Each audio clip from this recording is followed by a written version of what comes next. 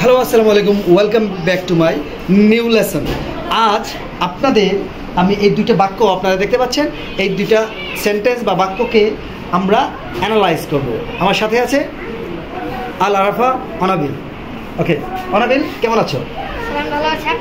হ্যাঁ, আমিও ভালো আছি। অনাবিল, তোমার জন্য আমি এখানে দুইটা বাক্য রেখেছি। এই যে সমান দেখতে ওয়ার্ডগুলো আছে, তুমি আমাকে প্রথমে বলো যে এই মাইন্ডটা কোন পার্টস অফ স্পিচ?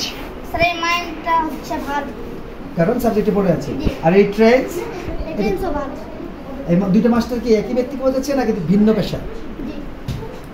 এই master mind, the master minds the train.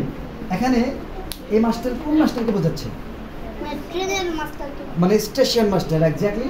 তো মাইন্ডস এখানে ভার্ব যদি হয়, এই ট্রেনের অর্থ কি?